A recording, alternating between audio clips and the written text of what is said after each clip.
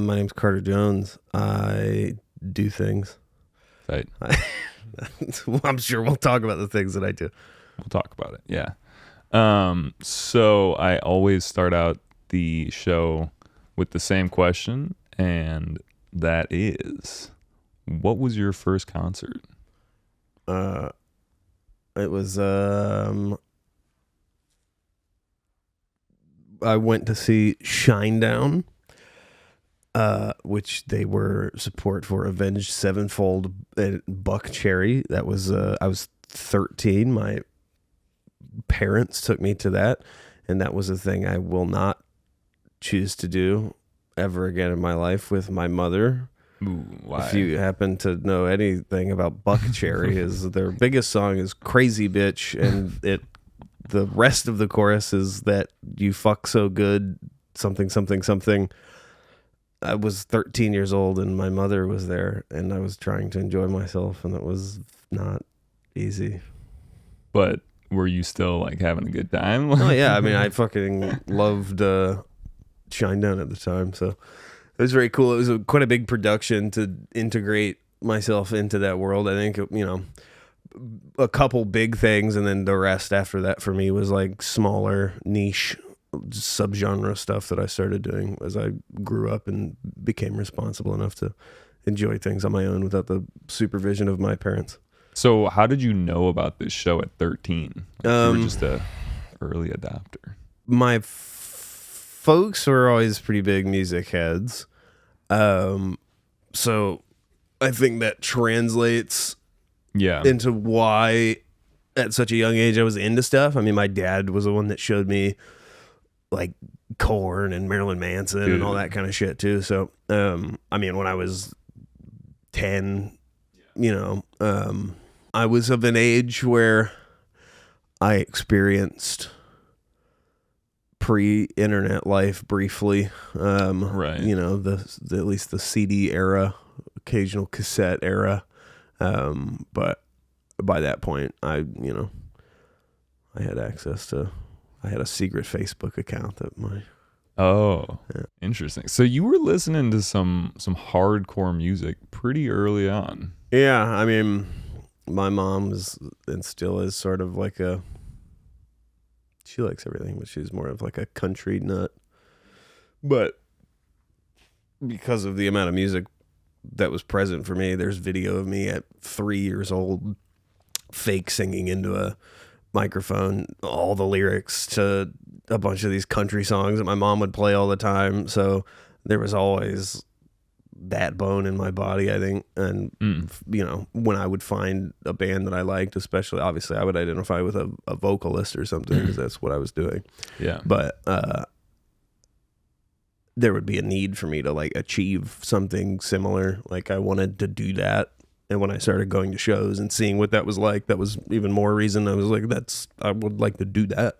Yeah. Which has informed a bunch of decisions I've made since then, pretty much all of them professionally and creatively. So you started as a vocalist, because you got a killer voice, dude. You can hit like some crazy high notes that I'm like, what?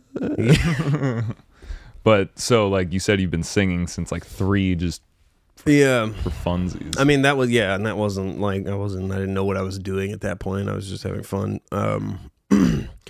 But I did, I don't think my family knew that I could like actually do that because I would do it in, privacy or whatever. And then I was in 7th grade, decided to do like a talent show thing. In my family, was, in hindsight, they all talk about how like worried they were because they didn't think I could do that. They're like, you're gonna go on stage. That was the point when they realized like, oh, like he's actually like decent at this. How'd the show go?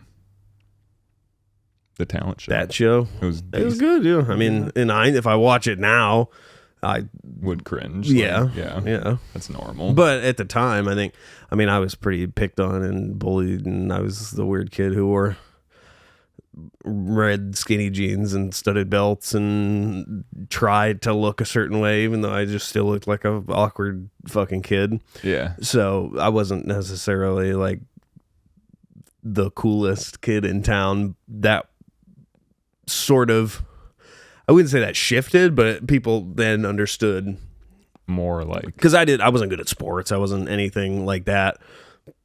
At that point, then there was like, oh, like I actually have something to bring to the table, and like for me, I think that was sort of empowering because like I may not be able to hang on the court, but I can fucking outsing all of you, and that's a totally different skill set with an entirely different industry and community behind it. So I think that provided me with something that I wasn't necessarily getting otherwise. yeah. I mean, but it is kind of like, you know how like some people are naturally gifted athletes, like some people are definitely naturally gifted singers, and you know, obviously if you practice that you can be like real good, but it seems like Yeah. I mean, I think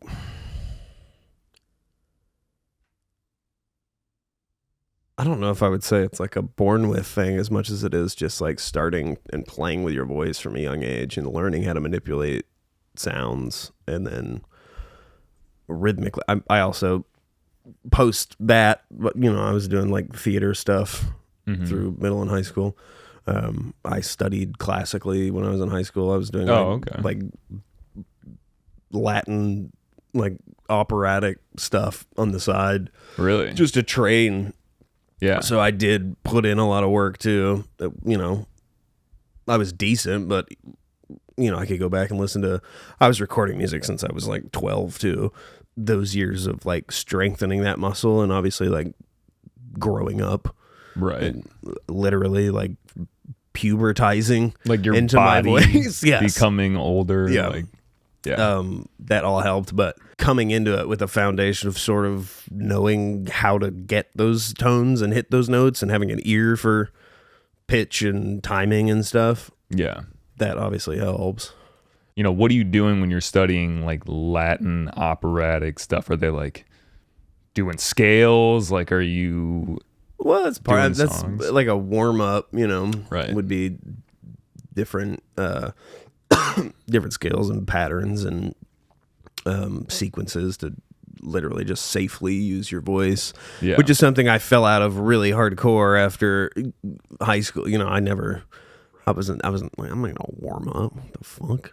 I'm a fucking rock and roll singer, dude. Yeah, like I'm good to go. And now, after doing it for long enough, we'll do some of these shows even on one-offs, and I'm like toast by the end of the set. So this tour we just did this past summer, I made a point to do 2. I have like some files of warm-ups on my phone, and I would do 2 of those, one a few hours before the set, and then another one like an hour before the set. Hydrate my ass off.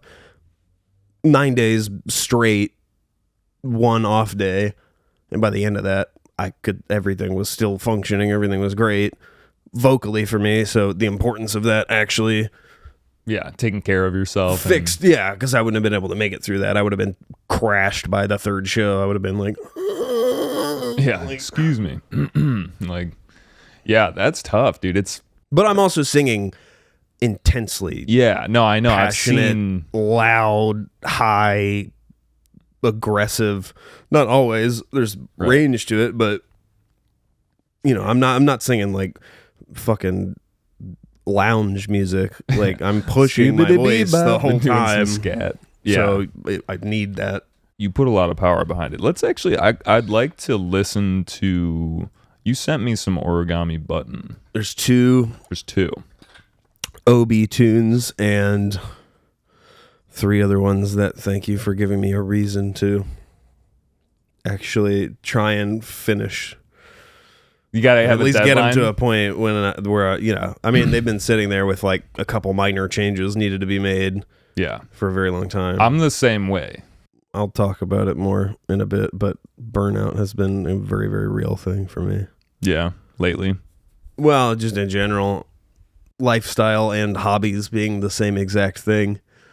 It's like there's too much of a good thing. And then it's like when I want to sit down and relax, the last thing I want to do is try and make something. It's like I just want to watch a fucking stupid TV show. Yeah. Like I do not want to use my brain. I don't have the juice. I totally understand that, and we can dive into that more. Which one of these would you like to play? What did I send you? Nervous and Stag? Yes. Let's do Nervous. That's a pretty high intensity. That's like the single from one of the singles from this last record, which is called No Parking. We're a band called Origami Button. You can find that record anywhere that you can find music. I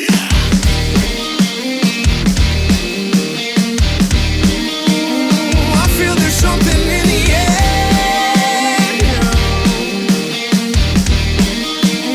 I thought I might have caught it there now. I'm trying not to stare you down, but you love it as much as I do.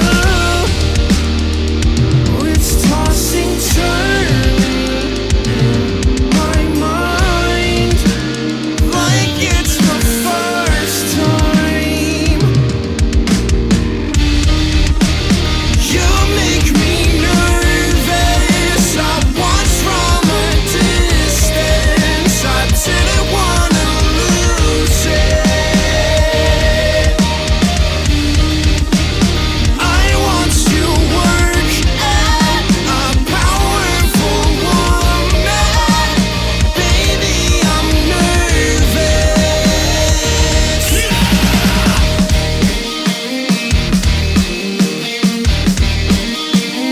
I feel there's something in the air.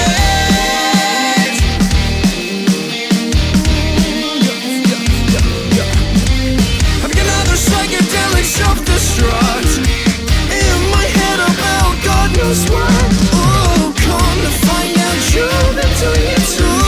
Cut from the same plot, our signals uncrossed. Wanted to tell you how I feel.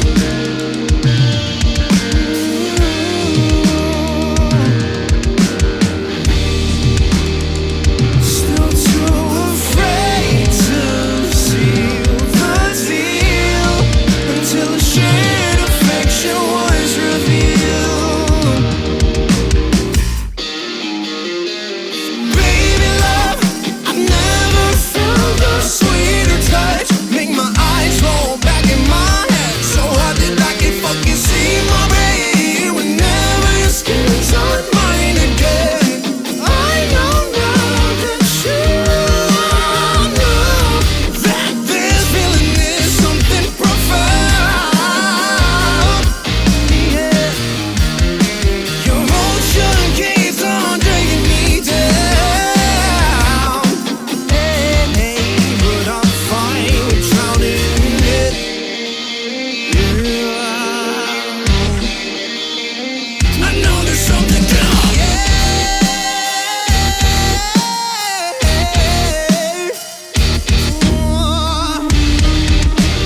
You make me nervous. I watch from a distance. I didn't wanna lose it. I want to work at a powerful woman. I'm over being nervous.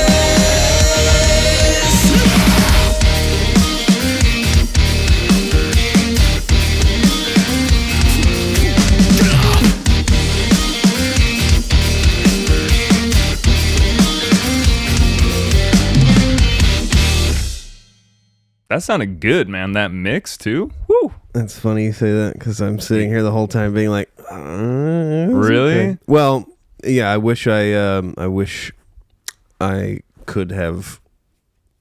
It's fun with my personal stuff, but we've got new things happening right now, and the mixes are making me much happier That was a pretty big leap if you listen to the first record to that one. But the new stuff, you're like, all right, this it's is something about it. It's just gluing the right way. okay. I felt like that was like the kick was in the right, like, I mean, just everything sounded good. Your You voice. can hear it all. Yeah. I just as the engineer, mixing engineer, mastering engineer, tracking guy. Yeah. There's always nothing's ever done. Yeah. I'm never No, I fully get that. I satisfied with completely anything. understand that. And the longer time goes by, the more I'm like, oh no, I would do that differently. I would do that differently. So are you doing the mixes? Or are you Yes. yeah? Oh, damn, dude. Frontman, doing the mixes. It's a lot to do. I understand why you might be a little burnt. Well, yeah. I mean, and that's something that maybe happens once a year is we are actually working on a record and not just like demos or something, but For sure. Yeah. Like this is going to be completed and whatnot. yeah, professionally, that's what I do. My life is the industry. It's music, it's live, it's studio, it's whatever. It's doing whatever I can as a hobby, as part of my identity, as part of my sense of self. My hobbies are playing music, writing music, producing music, recording music. And for a living, I mix music. I work Live, with bands. yeah. I do. So it's just a lot of music, which is something I should be enjoying. But honestly, even like on long car rides lately, it's podcasts. Hell yeah. I don't want to fucking listen to music. I get it. I totally understand that. I felt like that when I was doing a lot of different things in music, and I was like, this is just, it's taking away from like my creative ability, basically. Yeah. And I don't want to sit down, like, despite hearing stuff all the time, like, and feeling like I should be inspired to do things. Yeah. It's just, it's my job too. So it feels like work sometimes, unless I get in the groove and start making something and do one thing. Yeah. To elevate that, and then I get in the headspace of, oh, this is sick. Then I want to keep going, but it's like to start something or to do a little busy work and like tighten up guitars or tighten up a synth line or something. It's like just fucking grueling sometimes. I bet you if you had, you know, maybe at some other point in your life, if you were doing something different, that like creative, like actually like, oh shit, I want to do this, you'd be having like withdrawals. You'd be like, all right, I got to get back in there. But I don't know. I mean, maybe I'm speaking for you here, but I'm just... There's a part of it that I think is just because it's something that I know and that I've done for so long that I feel like I have to do. And there's also a part of me that hasn't achieved the goal. Like, yeah, like I'm not done. You're still working on it. Yeah, I would like to do more. I Yeah. would like to get to a place where I do more. So there is like, it's fucking work. Oh yeah. And I'm not always, I mean, my job is I hang out with fucking bands and engineers and crews and whatever all day. So like, you know, I'm not like sitting in an office doing that kind of work all the time. So to do that even now after making a living, hanging out and networking and making shows happen and stuff, it's almost like harder to do because I'm used to being like in the field. Yeah, honestly, this is it's like just such an honest take, because you could easily sit here and be like, I'm the luckiest guy on the planet, man. I have nothing to, you know, I'm doing my passion and whatever. I mean, I am, and there's a lot of that is true, and I am very appreciative of that and being able to do that. But yeah, it's not like I don't sit down every morning like, another day in paradise. Like, yeah, no, I get you. So let's talk Origami Button. That is your band, and I have a few questions here.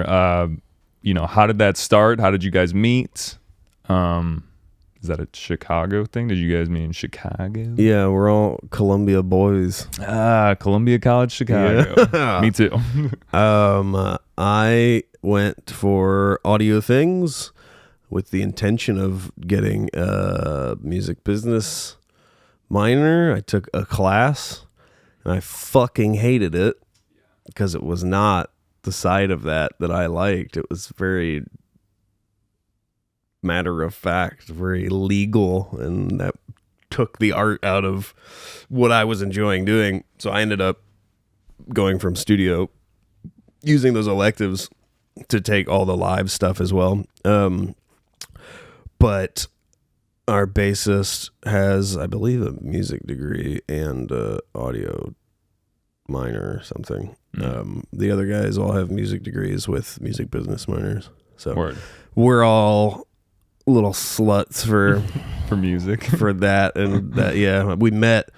So I met my guitarist Brandon before that band was like really a thing. The first class I ever attended at Columbia, and we bonded. He was wearing a This Town Needs Guns shirt, which is a little math rock band.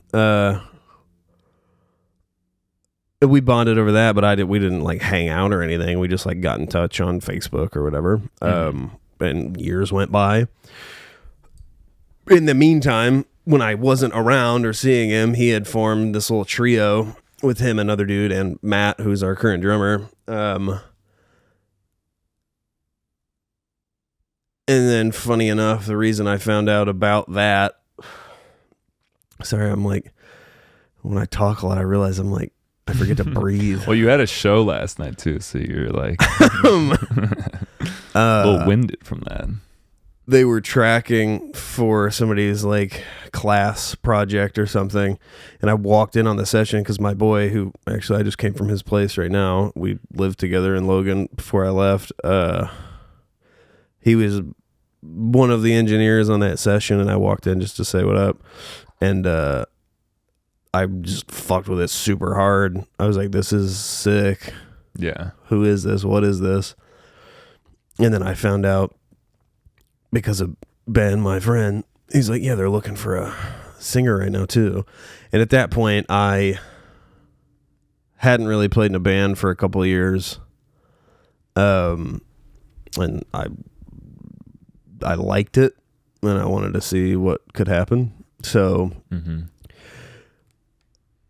I then realized after doing a little digging that it was his band, and we had known each other from that first class. So we got in touch, started talking about it. And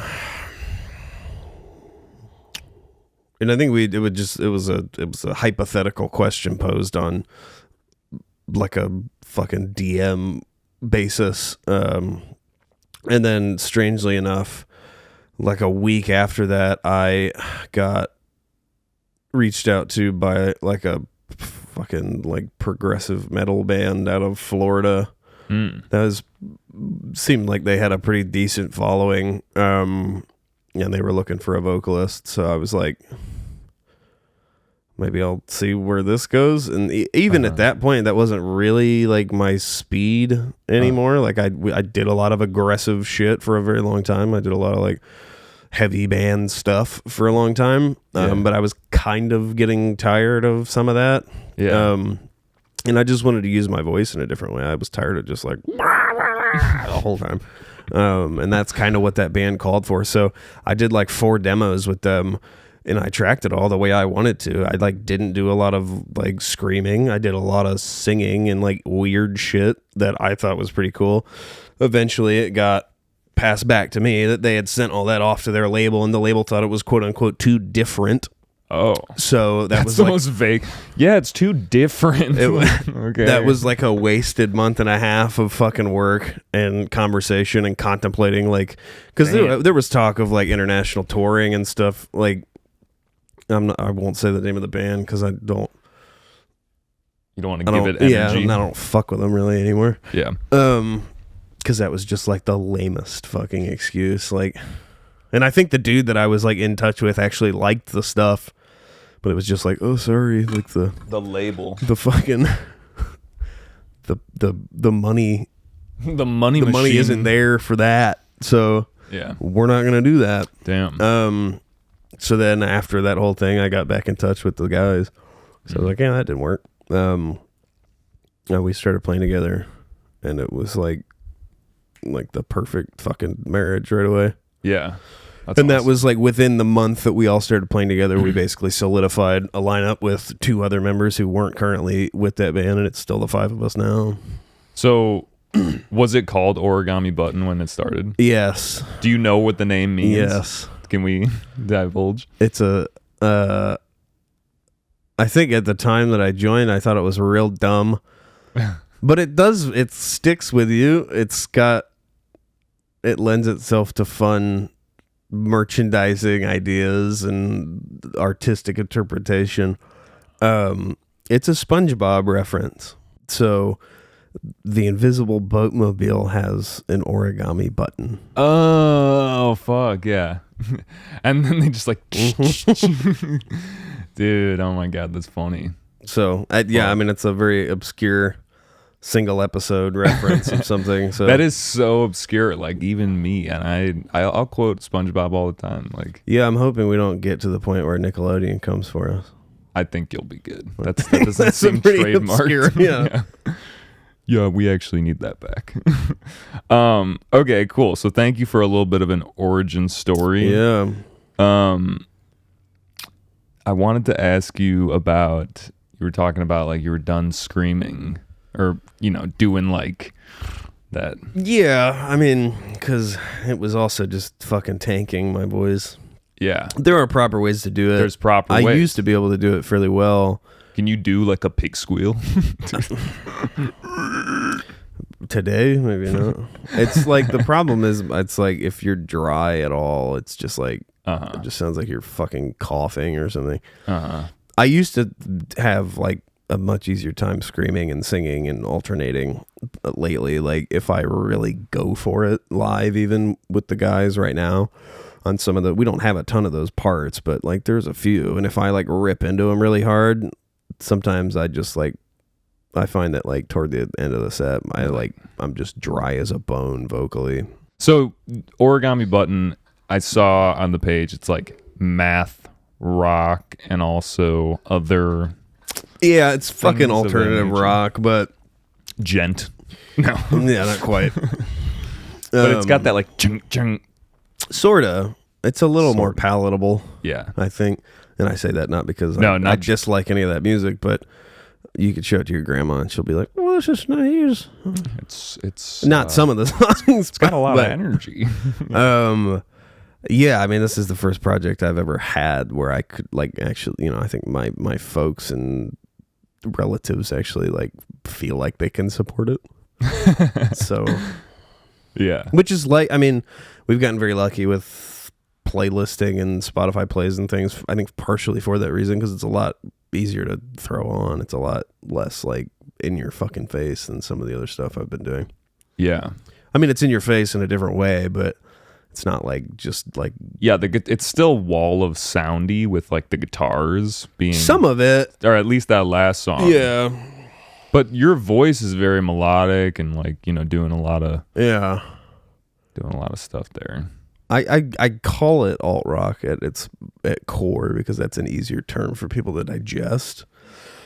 Because if you start trying to define subgenres as a dude in a band, it becomes fucking taxing on everyone in the room very quickly. It's like, well, we're kind of like this, but we're also kind of like this, and we have a couple songs that are a little bit like this, but we're really just a fucking rock band. Like Post grunge core. Blah, blah, blah, yeah, well, it's hard. I mean, it's if I'm talking to somebody else that understands those subgenres, it's a little easier to get away with. But I make fun of myself every time I do it because I notice that I'm like, yeah, well, we get compared to this, but we're also kind of like this, and some of it's really dancey, some of it's really poppy, but it's kind of aggressive. It's just the most confusing description you'll ever hear. Cool. Okay, yeah, I wrote on my page pig squeal. Yeah.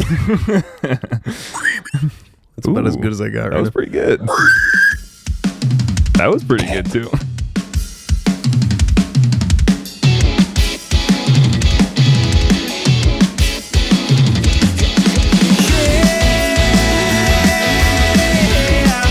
I've lost my touch.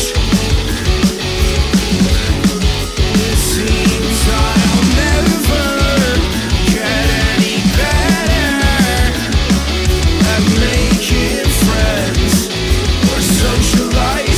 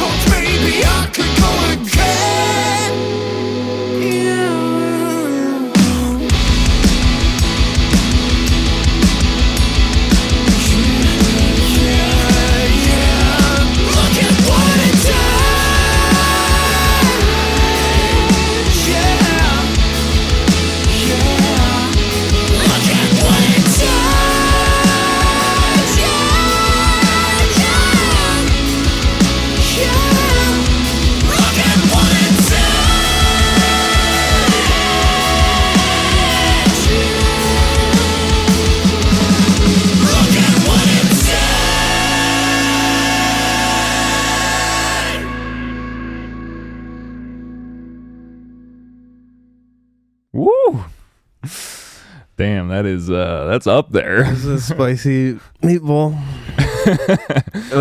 You guys were cruising in that one. It's like, That yeah, I realize in hindsight I chose two pretty aggressive ones. That particular tune was, I really enjoyed writing that. That was sort of an homage to childhood ostracism, but also like I've forced my way into a lot of friendships because I was just fucking tenacious, and I was loud and cringy and passionate, and I think I was just a lot for people. But I would just fucking show up at my friends' houses unannounced and be like, we're hanging out. So there was a fair amount of that. There was also a fair amount of just being left out of things, or not necessarily left out, but involved in, and just being the one that was made fun of the entire time. That was sort of an homage to that. Those verses move through that whole process, and by the end of the tune and the bridge, it sort of ends up, it's sort of a commentary on, once I was able to articulate myself via music, that became sort of an outlet for a lot of that. And whether it be a coping mechanism or just enough of a sense of validation of myself, that then I was able to figure out what I wanted, what I wanted to do. And it's a pretty epic tune. It's very to do that in. There's so many different parts to it, like different rhythms, different, just like there's. Yeah. And I'm very lucky to have the guys that I have that can write things like that. I've been in plenty of bands where creatively I have a pretty clear vision usually, and I've had to take over in certain situations over the years where I end up writing everything, I record everything, and then I have to teach the guys how to play the things. This has been a very nice experience for me because I can let them just write shit and then I do my vocals. The process, which that's how it should be. The process for me is a little weird. I don't know many other people that do it this way, but I tend to write everything as I record it. So I don't pre-write ever. Like, I'll let them write a tune and then I come in, but I sit down to record and write lyrics as I track. So do you get like melodies and stuff? And sort of. Sometimes I'll have like just a nonsense phrase or set it for like, I'll just sing. I'll basically fucking scat my way through. Gibberish. Try and figure out where I want to go with it melodically, and then try and fit something that makes sense around that as a phrase that encompasses, an idea or completes a sentence or something. I find that if I were to try and write my own melodies and lyrics before a song was written or demoed, it'd be like trying to fit like a puzzle piece that wasn't made for the place. Yeah. Like trying to squish something into a mold that it's not made for. Like a square into a circle peg type of deal. And that's worked for me for a long time. Nice. But that's sort of like an improvisational style of writing. Like I'll have an idea, like it takes me a while, but I'll sit down and come up with, what do I want this to be about? Maybe there's ideas I want to hit on. Maybe there's a sequence of mood that I want to try and accomplish.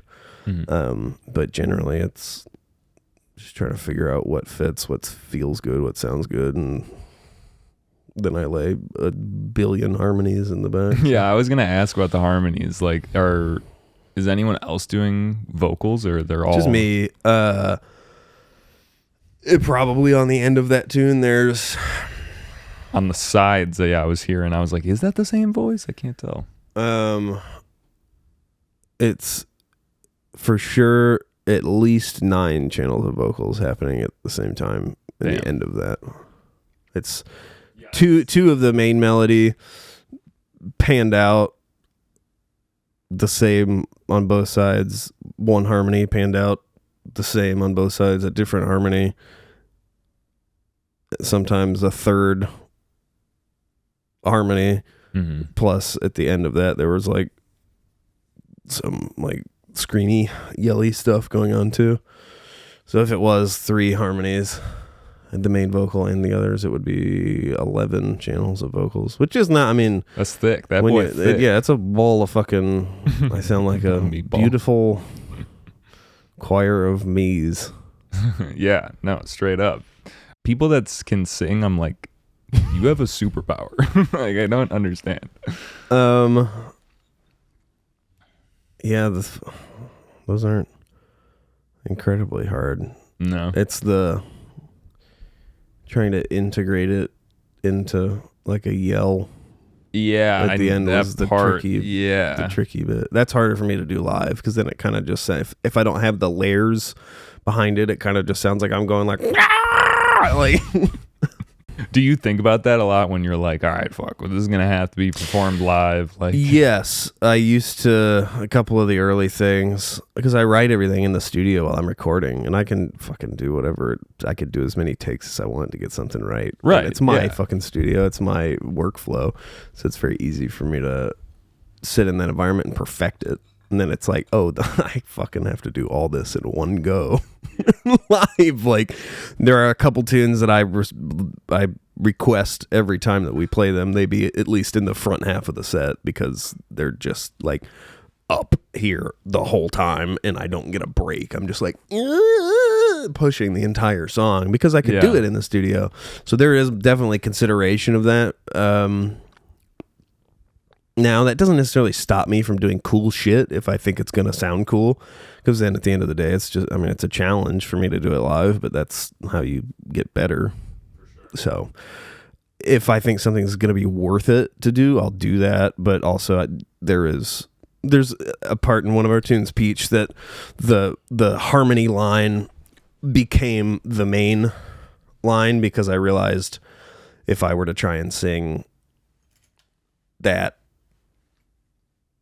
original main melody live, it would be a fucking train wreck. I would also encourage anyone who hasn't seen the Peach music video to go check it out because that was a fun time. Yeah. Cool, man. Well, Origami Button. Yes. Are there any?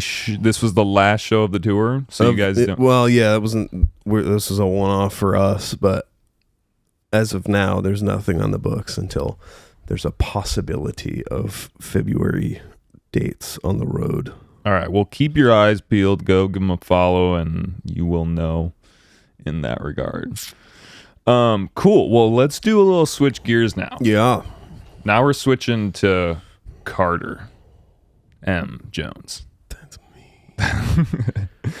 And you're going by that now, right? As like the I think, just Carter Jones, because I think, yeah, I don't know. I'll do what I fucking want. yeah, I do what I want. We got to play acrobatic. Yeah, that's these are all also working titles, but that one probably makes sense.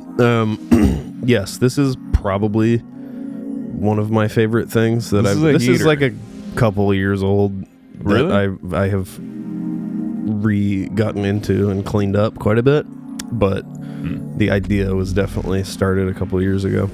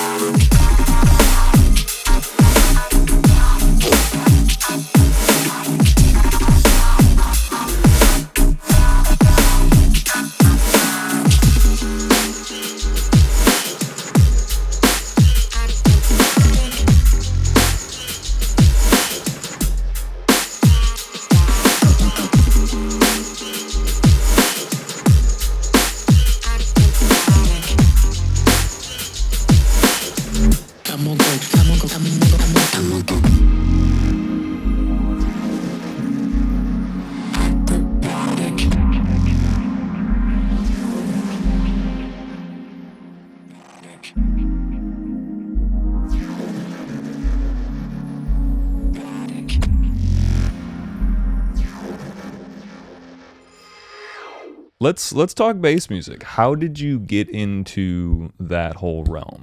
Because we both got the long hair, yeah, to like match yeah. the Wook vibe. Well, I'll take it all the way back first. There was a period of my life when I was probably like 13 or so where I had sort of started discovering some of that stuff. One of my best friends, older brother, was sort of in that scene, and I remember it was like the first memory of pretty much any of that shit that I had. It was he had like some souped up little race car with a obnoxiously large sub in the back, and he was driving us somewhere. Bless him. And we were just listening to Bass Cannon, by Flux Pavilion, and it fucking rattled my brain. And I was in, there's a lot of parallels between, I think, heavy music and a lot of bass music, and then basically didn't find anything new or listen to anything new in that genre for a while until I went to my first Electric Forest with that same friend and some other friends of ours, which I didn't know the music really. I didn't know what to expect. Yeah, that must have been an experience. Well, it was too, coming into a world where production value like that exists after just going to fucking like rock shows. And then I go and see video walls and like lasers and lighting rigs that cost $500,000. Like, I was like, holy shit, I didn't even know this world was, I did know it was possible, but I didn't care. That was like, to me, that the only time you saw that production value was when you were in A-list, like top 40 shit or something. And I was like very like anti anything anybody else liked for my own coolness or something.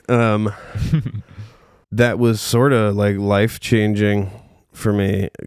I'd never been to a festival, period. Well, I'd, like Warped Tour and shit, but nothing like that. Nothing where it was camping, nothing remotely like that. So I walked in there not knowing what to expect and walked away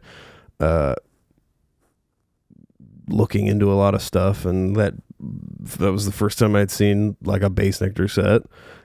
And that I was like, what the hell is this? And everybody around me like knows the words and shit. I'm like, people know the words of these songs? Like, it's like what I like, but different. I didn't think anybody sung along to electronic music like that. I thought it was just like, you just go hear a guy play music you don't know And you, for 2 hours. you Like, womp. yeah. So I walked away from that, got into, that was like right before, it was like a week before Into the Sun came out. So then I went home and listened to a bunch of that shit, and we got hooked on a couple other things and just started going to like occasional shows of stuff that now when I look back at, I would cringe at myself for going to those shows.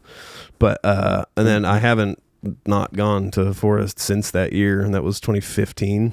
Is it still good? It's still fun? I mean, it's fun just to be with your friends and be in that environment, because it also, I mean, like, I have a lot of nostalgia there. Sure. This past year, I've just gone so left field with what I'm into in that scene that 90% of what I listen to is like not American, and it's drum and bass, it's halftime drum and bass, it's you know, I think that a lot of people who have been in it for a while are into that. It's like 140s dubstep, sure, but like, you know, like OG, like UK dubstep. Yeah, not the American version. And then also not squelchy bro step stuff. Like, that was fun, but I think a lot of people are getting back to the basics. Well, and the UK has been ahead of us in that whole, every one of those things I've listed for years and years. They've been doing it for ages, and now we're just starting to catch on. Yeah. The hipster bone in my body is tweaking a little bit, because I'm like, no, I don't want this to be taken away from me too.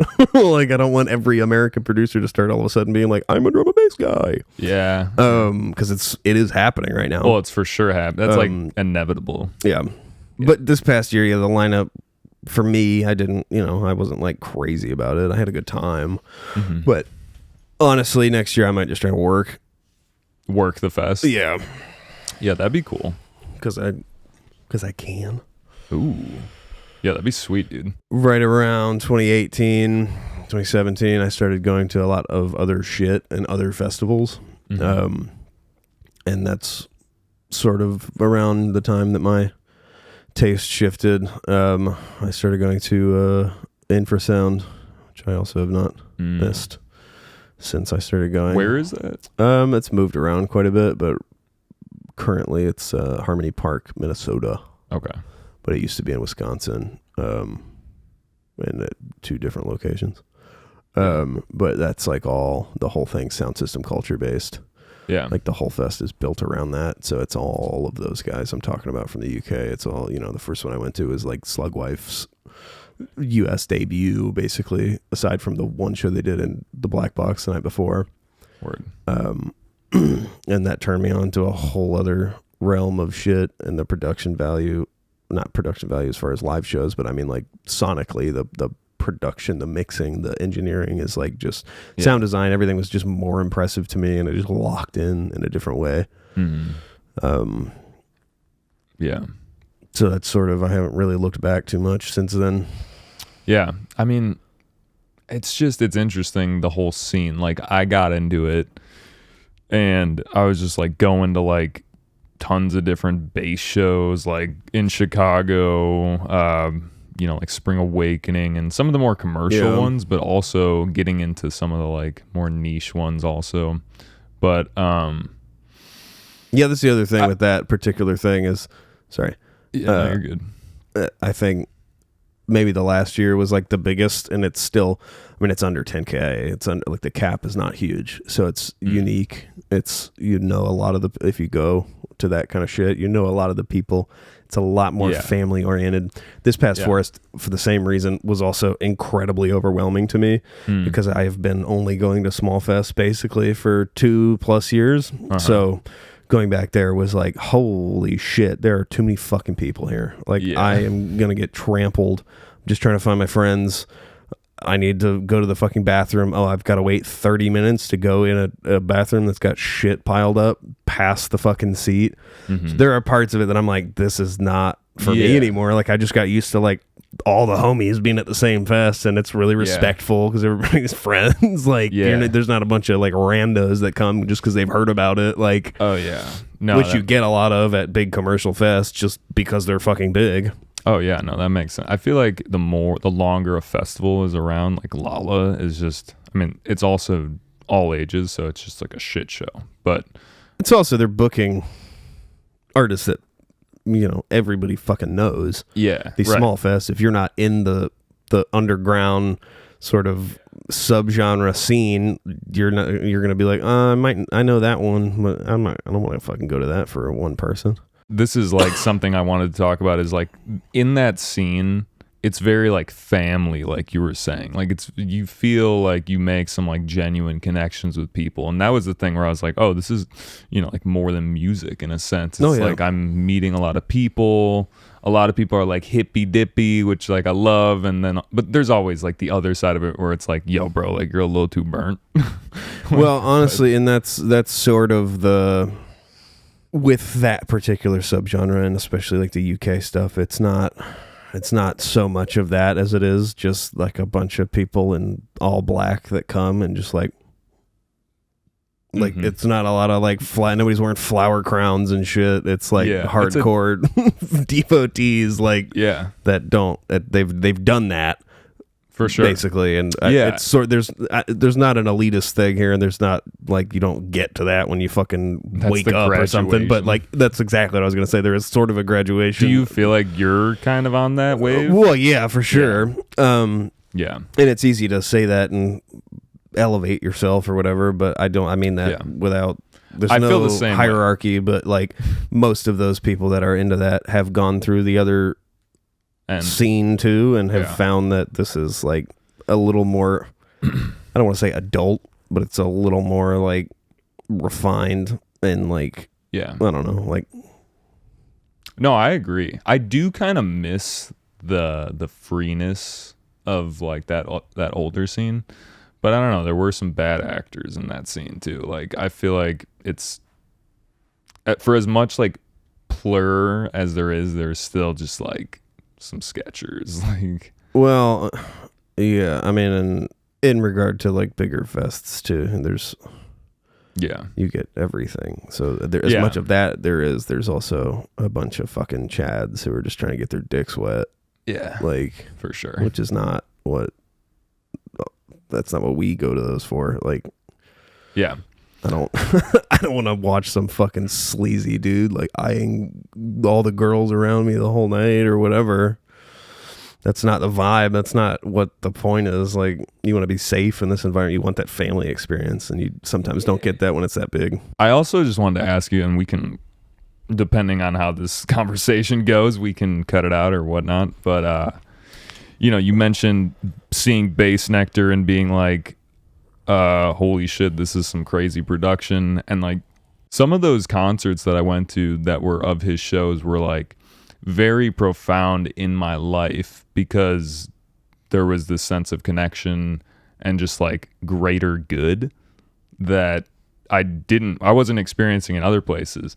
But just to see what has happened with him, I don't know. I was just curious what your opinion is about it because, I still cherish those memories regardless and like separate, those experiences from the actual person putting them out. But it's just, I don't know. I was just curious what you think of that like separation of artist and artistry. I mean, I certainly don't look back poorly on those memories. I went to a lot of shit. I traveled around the whole eastern half of the fucking states for like 3 years going to fucking see this dude do shit. Yeah. It was fun, and it was partially fun. I mean, I sort of honestly, like in the back half, like the back couple of years of it, I was sort of losing interest in the music a little bit. Unfortunately, the record he released right before everything fell apart was like the coolest thing I thought he had done in forever. At that point, I was still going to stuff because it was, I had 50 of my fucking closest friends that would just squat up and we would just take over a section in this place and just wild the fuck out. And the surrounding people are generally like, oh, what's up? You got a squad? Like, we're squad? Yeah. Well, and like the last time he played Forest was like the craziest shit ever. The Forest sets were always something else. Really? It was just always elevated. Yeah. Literally everyone that he did was like top of all time for me. And the last one was like the craziest. Yeah. Because we were like in the thick of it, 50 plus deep. And it was like, I mean, there was like, we had like security damn near because it was all of our friends and you shit. had a so perimeter. It was like, if anybody came in, it was like, there was a bit of disrespect there actually in hindsight because everybody, but also like people are standing there for like 10 fucking hours trying to claim spots, which that was also sort of annoying. There was a little bit of like, can we just all fucking show up when it starts and then not have this like panicked experience where like all these fucking like rail rider motherfuckers were taking over the stage for the whole day with their backs turned to the other bands that were playing. There was a bit of disrespect in that community for sure. But at the end of the day, I don't look back negatively on it at all. I think it is kind of weird that, the big issue a lot of people seem to have was that it hurts more because of the platform and the, what he preached was like right, the thing that wasn't real. Yeah, what he wasn't doing. Like that was like a big chunk of it was like just that positivity and that like that's the thing. That's the thing that fucks me up, honestly. And I know that you have done this circuit and I did like a similar thing to you, and I just wanted to see what you thought, because it's like it's just taboo right now to even talk about, in a sense. Well, it is, and it was fucking weird. I like denied at first because I was like, well, I mean, I'm not gonna base my entire view of this situation off of a fucking like tweet. Yeah. And then there was like audio that was released, and I was like, oh shit. That was literally like the fucking noise I made. I think when I first listened to that, I was like, fuck. Yeah. Because it was like, yeah, this is just fucking weird. Something's a little off about this. And I can't put my finger on exactly what it is, but that whole conversation that was recorded was like, sketch. Yeah, there's just something. It's sketch. I've totally come to the place where I'm like, definitely there was some fuckery. This guy was like worshipped by his people. Yeah. Like, well, and I have friends in the industry too that have worked for him and worked around him. The main things that I've heard is that him and his crew were notoriously difficult to work with. They took over stages on festivals. They disallowed other people from getting time to like prepare their shows. Because, you have lighting designers and audio people that the lighting designers need to like build their fucking look on stage and position the lights and focus the lights. And they, everybody's given X amount of time to try and do that or do overnights or whatever. But people, that was like there was a whole thing of like no one's allowed like near that when he's there, type of thing, which was kind of strange also for somebody that seemed like he would be really fucking chill, but it was like really like secret. There was a lot of like closed doors and like do not come within X amount of feet of me situation going on. And I have another friend that was working as a runner for one of his like multi-day shows, and he was told explicitly like, do not for whatever reason come into this space. And he had to, for he was bringing like food or whatever to the green rooms or wherever he was going, and he had to go in, and that was like the allowance for him, I guess, to do his job. And he went into this like separate closed off private space, and all he saw were just like 40 like 10s, just fucking girls, just beautiful women, a bunch of them just sitting and waiting around.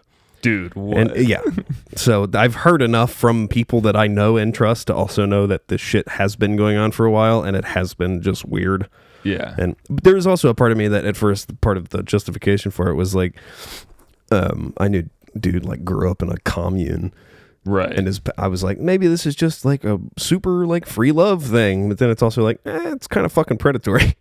Well, I feel like it would be all kosher, like it's being a rock star. It's like, that's the thing. There's such a double standard because there's a lot of people that ignore the behaviors of some of their favorite bands like that, or just because they weren't around when it was happening, or because at the time it was nobody gave a shit. But like you would have to blacklist a large amount of music think about to really be true to that belief system. Think about being in that position. and being able to procure that, like, I know.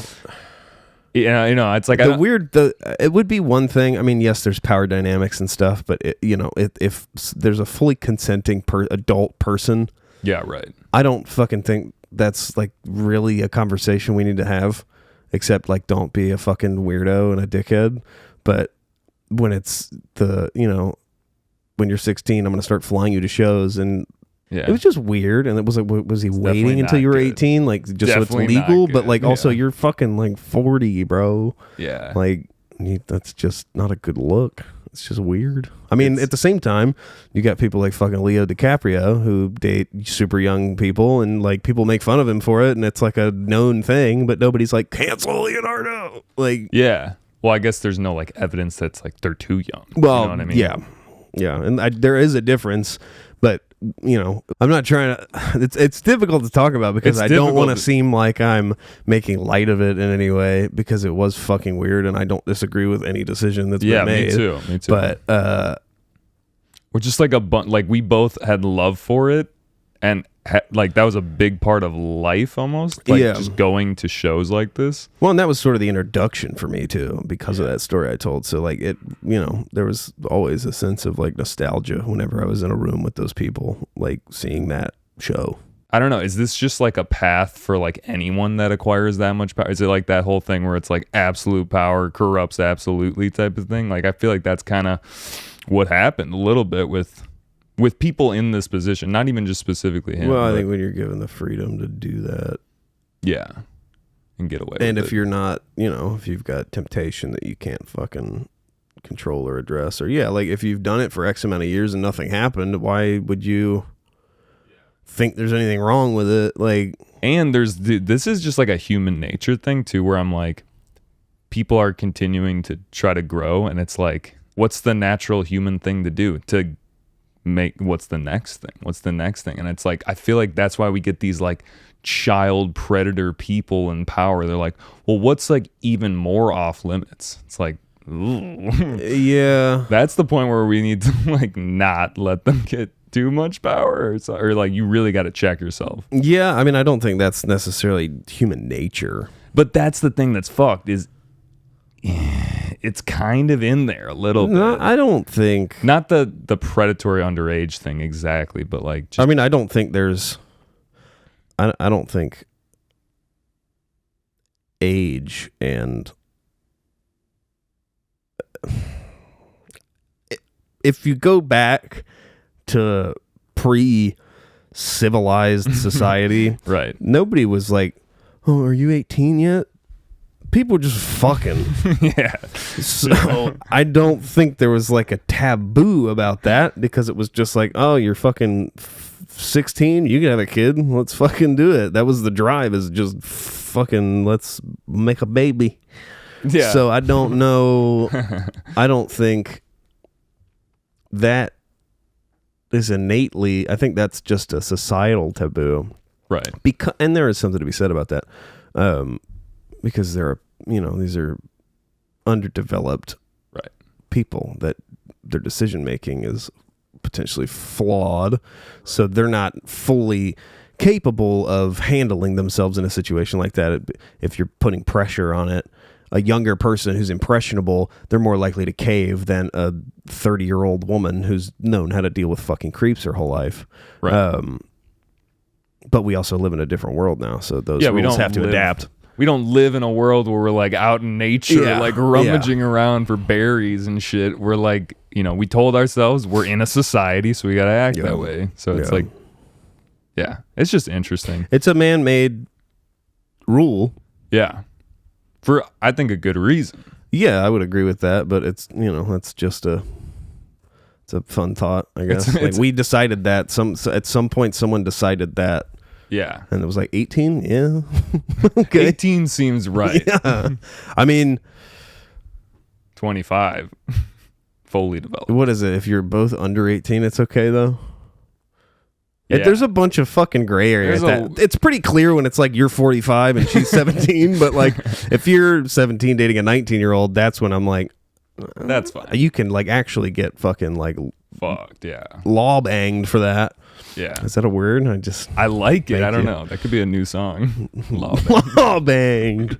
It's a bad buddy comic or a buddy comedy. Yeah, I don't know. I mean, it's just a tricky conversation to even have because it's like, oh, we're putting just the thought out there and we're like giving the platform to these like negative, not right ideas. But I just think it's worth discussing and talking about because it's kind of gray. It's kind of confusing.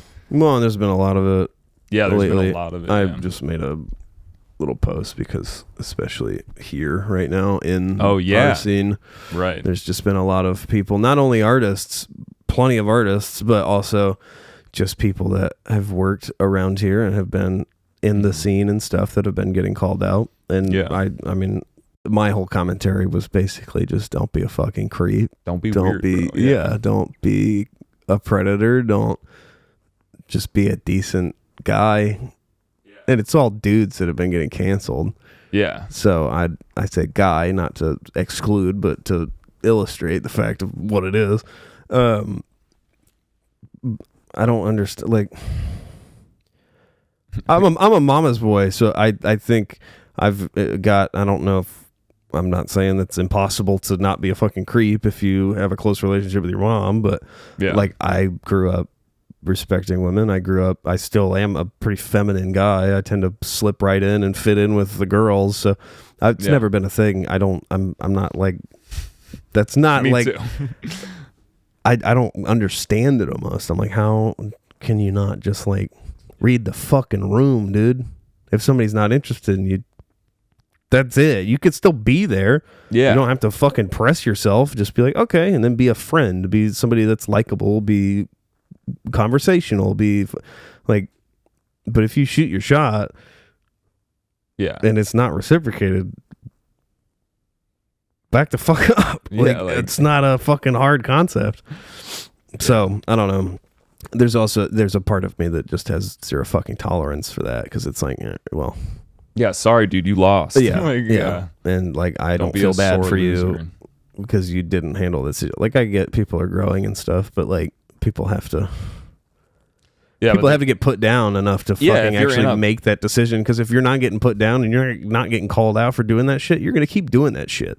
Yeah. And if Nobody's you're in a telling you it's wrong. public situation, that shit's gonna happen. Yeah, And like going back to what we were saying before, like, I mean, I don't know, getting canceled is pretty intense now because it's like that can take away your money stream. But if you're doing some shit that's not cool, like, well, you shouldn't. That's Yeah, gonna I mean, happen. you shouldn't have a fucking platform if you can't handle it. yeah, I agree. And that's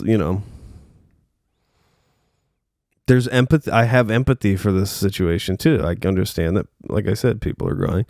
I'm not like fucking ruthless. I understand that people are working from different baselines. I understand people have past trauma. Maybe that requires them to behave in certain ways or lash out in certain ways, but that's still not a valid reason to not get told you're fucking doing something wrong. And like, if that means you have to step back from a position of power, Yeah. you should have to do that. Figure your shit out, and then maybe you could find your way back with a clearer head and a fucking motivation that's not based around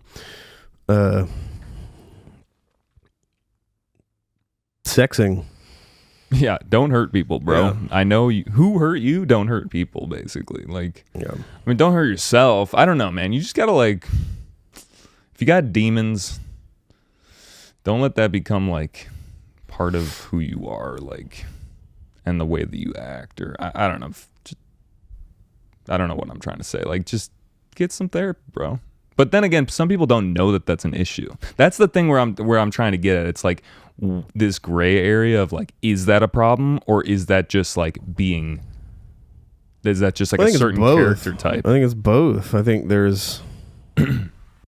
there's a reason that it happens, but I also think there's a reason that it should be dealt with and discussed. Right. This is So like a there's growing pain. You can empathize as much as you want with anybody, but there's also like, do you want to exist in modern society and not be a fucking rapist?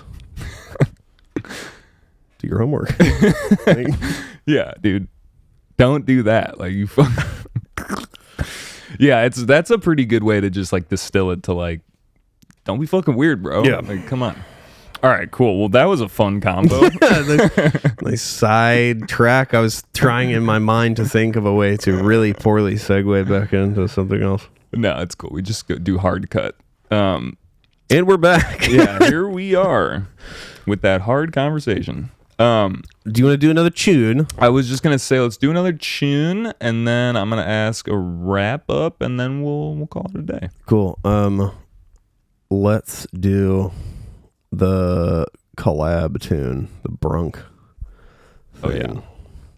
So this is my good buddy Dan Brunk, and I started working on this thing. He sent me some stems of a bass idea, and then I took it way too far, as I tend to do with collaborations, and I made an entire song and didn't give him any room to do anything. So, which I think he's okay with for the sake of what it is right now. But so we just started with some stems of something he was working on, and I took those and turned it into something else, basically. Mm-hmm. But this one's pretty cool. This is fresher. This is probably the freshest thing in my arsenal right now. Word. Let's hit it, baby.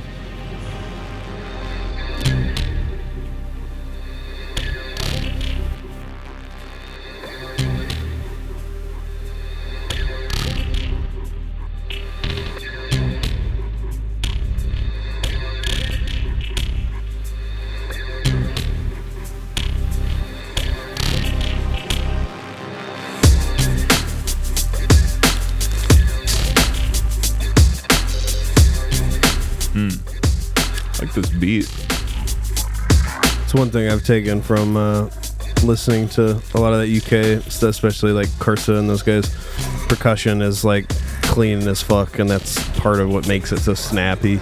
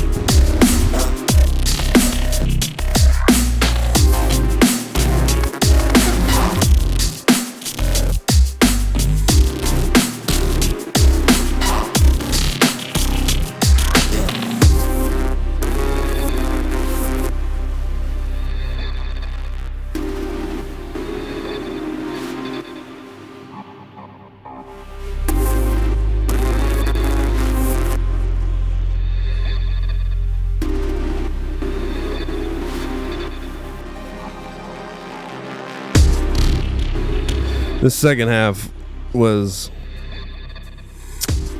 I did in like a couple seconds just because I wanted to see what it was like. So I'm not entirely sold, but it just sounds like very American drum and bass, which is what I usually try to not do, but it kind of slaps.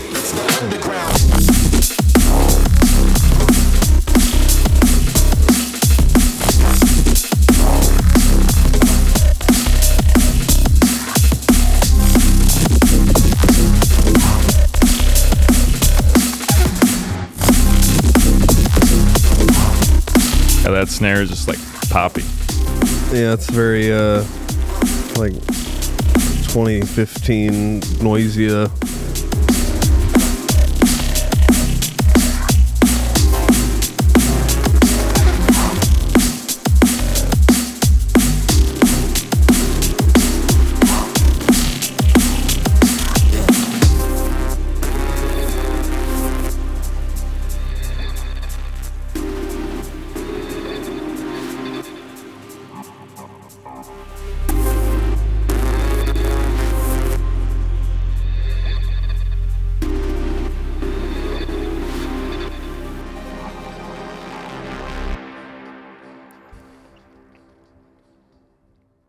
That's a heater, bro. Thanks. I feel like you just got mad range, you know, in terms of like vocals, in terms of genre. Like, you like to put that power behind it, though. That's like the one, you know. Well, I think Through I like powerful shit. Yeah.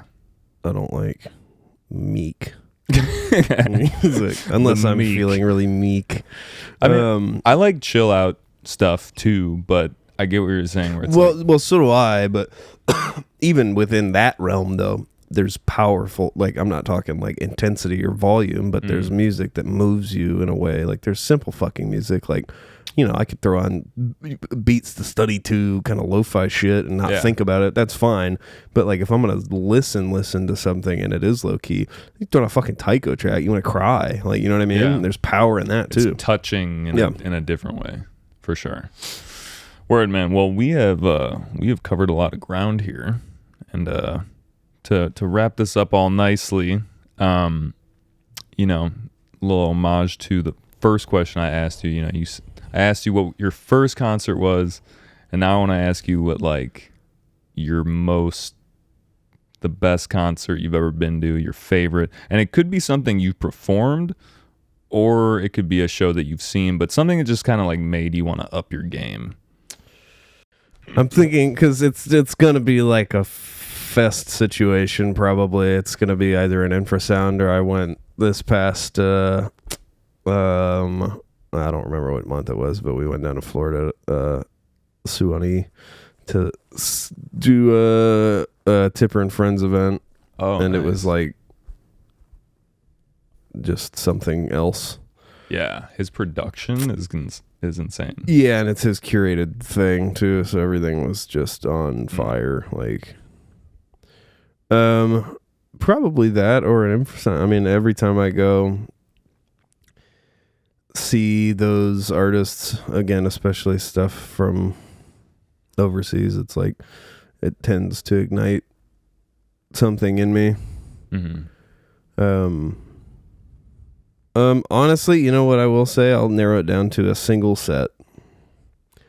Cursa at Infrasound this year was like shit my pants the entire fucking time. Like, were you expecting it? Were you I have high hopes? Yeah, he's like one of my favorites, if not the.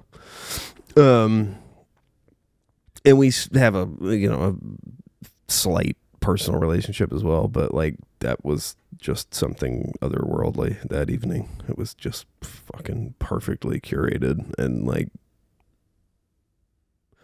with I'm trying to remember who was actually doing visuals, but just the whole thing was like just fucking on fire. It was just ripping. Yeah. And that's one of my favorites. For sure. So, yeah. I need to listen to some more Cursa. Well, it's all Bandcamp pretty much. I have about fucking 60 gigabytes of Cursa on my phone right now. Yeah. Because he doesn't really do like the Spotify thing.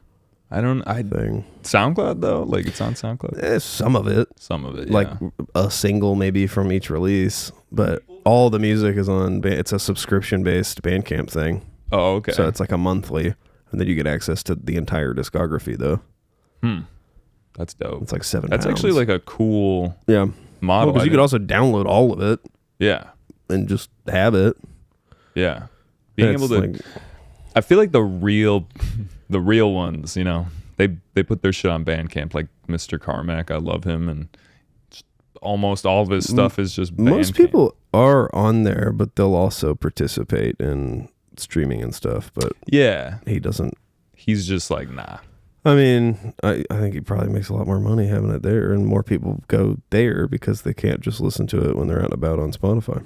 I've noticed with like some of the bass music stuff, like I've been getting into this deep, dark, and dangerous stuff. Yeah. And a lot of it's like they'll release clips, and then there'll be like some subscription, Patreon, something to like get the full song. I don't know. Like, I wonder how that works out, but it seems like a cool model. to make like a little bit of money, I guess. Yeah, I mean, I think if it's a SoundCloud situation, they don't put the whole thing on there because they want you to go buy the album, or if it is Bandcamp, generally you could buy the song or whatever too. But yeah, I mean, at the end of the day, if someone really wants to take it, they will. They'll find a way to. You can record things from your sound card on your computer. If you're planning on spinning it, though, yeah, you don't want to do that. You want to ask. Well, and you also want a fucking high resolution audio file and not some you like pitch it down 3-way conversion MP3 bullshit, and then you want to play that on a proper sound system. You think that's going to sound good when every little nuance is blasting at your face at 110 dB? Yeah, it's going to sound crunchy. Yeah. All right. Very cool. With that. Very fun. All right, where can people find you? Real quick plug. It's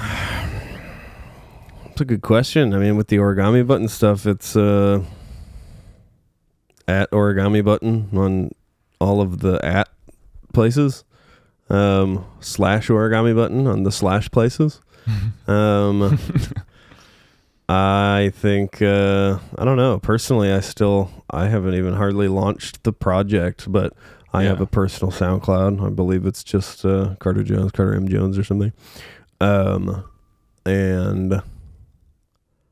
yeah, I'm on the YouTubes and stuff. I hope to hear some of that music soon. I would like to do something with it. It's just one of those things that has got. I'm also working on a new record with Origami Button right now, so everything of that nature tends to take a backseat when I shift gears into band guy mode again, because I have this sense. Like multiple personality focus thing. Well, you can't do them both. It's like you can't wear two hats at once. Yeah, you could, but it'd be goofy. I did open for SEPA on the same day that we played a show in Grand Rapids. Oh, SEPA. And nice. That was a lot. I was pooped from there. Yeah, was 2 shows in a day. I wore audio guy hat at show because that's also what I do. So damn, the man of many hats. The burnout is real.